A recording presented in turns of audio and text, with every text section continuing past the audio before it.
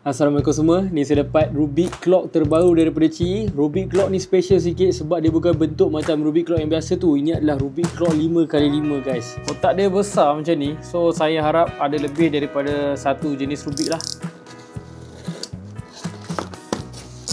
Alright. Fuyo. Nampak macam ada banyak dalam ni. Saya ambil yang ini dulu. Wow. Satu. Seterusnya 5x5. Lagi. Okey, itu saja. So ada 4 clock dekat dalam ni guys. Untuk korang tak tahu, Rubik Clock ni adalah antara satu event yang ada dekat World Clock Association juga. Kalau korang tengok ni Rubik Clock yang biasa yang ada dekat pertandingan. So Rubik Clock ni pun senang, tak susah sangat cara nak selesaikan dia. Maklumat dia, kita kena bagi semua jarum ni pukul 12 macam yang saya dah buat ni.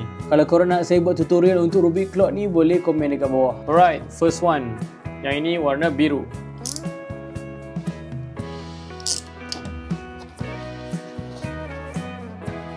Oh, wow. Okey.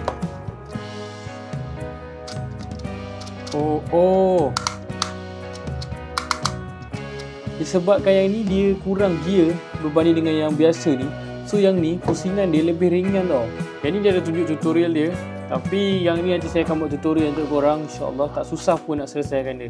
Maksudnya dalam kotak ni dah tak ada apa-apa dah. Oh, ada.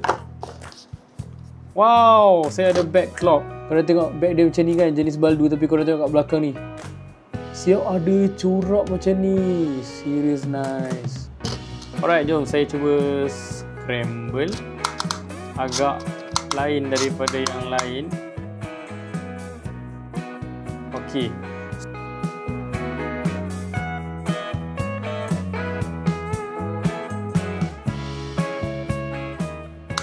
Dan siaplah pukul 12 dan belakang ni pun akan sama pukul 12 macam ni. Oh, saya rasa ni memang boleh buat lagi cepat lah sebab tak banyak benda sangat yang kita perlu samakan. Dia lebih kurang. Jarum lagi banyak, maksudnya lagi susah lah.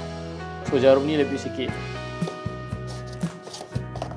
Korang tengoklah puzzle ni, memang comel, cantik.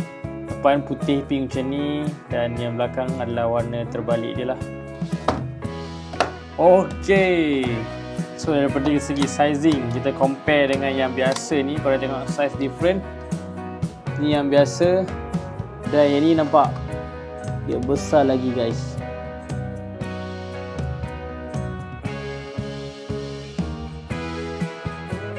Cara dia sama juga. Kesemua edge ni kita akan buat di pukul 12 dulu. Samakan satu-satu.